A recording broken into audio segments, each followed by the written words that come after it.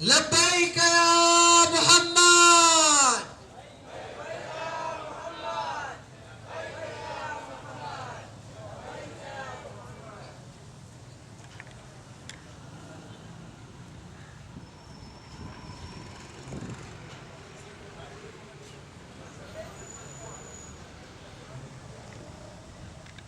Kunyanyua bendera na kupeperusha bendera siku hii ya leo ni kupeperusha bendera ya umoja wa Waislamu.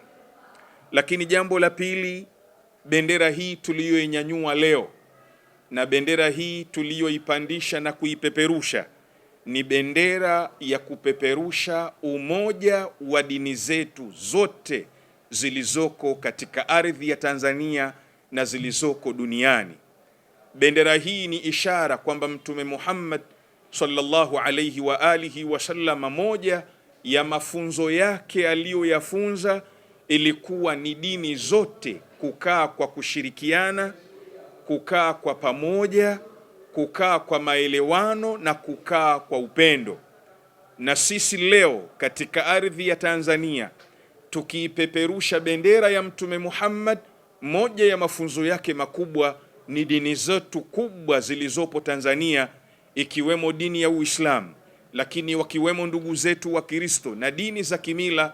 Umoja wetu, maelewano yetu, mshikamano wetu ndiyo sababu ya kupeperusha bendera na masomo ya Mtume Muhammad sallallahu alayhi wa alihi wasallama. Na muomba Mwenyezi Mungu Subhanahu wa Ta'ala, kwa baraka ya mazazi ya Mtume Muhammad, bendera hii iwe ni sababu ya amani ya taifa hili, iwe ni sababu ya upendo wa taifa hili, iwe ni sababu ya mshikamano wa taifa hili, iwe ni sababu ya kuvumiliana na kukaa katika nchi moja na kurudi nchi yetu kuhisabika na kujulikana na kusomeka ni kisiwa cha amani na umoja. Lakini vile vile yule anayesimamia amani hii, aliyeshika bendera hii ya amani, mama yetu mpendwa Samia Suluhu Hassan daktari, Mungu ampe nguvu katika nguvu zake, ampe taufiki kwa baraka ya Mtume Muhammad, amlinde na amuhafidhi yeye na wale wote wanaomsaidia, ambapo leo tupo katika amani, tunasherehekea mazazi ya Mtume pasi na fujo zozote, pasi na tatizo lolote. Ampe nguvu, ampe taufiki yeye na wale wote wanaomsaidia, irudi Tanzania na ibakie Tanzania ya amani, upendo, mshikamano, mazazi mema na mazuri ya Mtume Muhammad.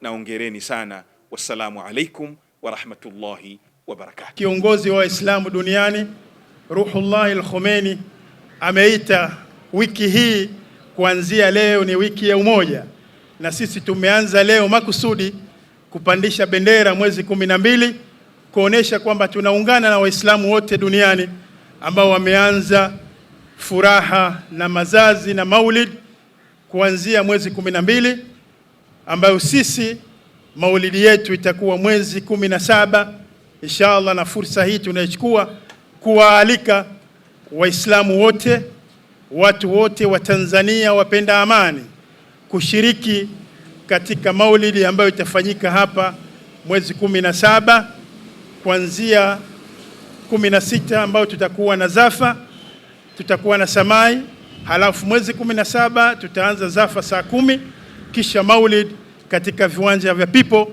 Tunawaalika Waislamu wote, wapenda amani wote, wanadamu wote kushiriki katika maulidi hiyo katika viwanja hivi siku ya Jumapili ya tarehe 30. Wassalamu alaikum wa rahmatullahi ta'ala wa barakatuh.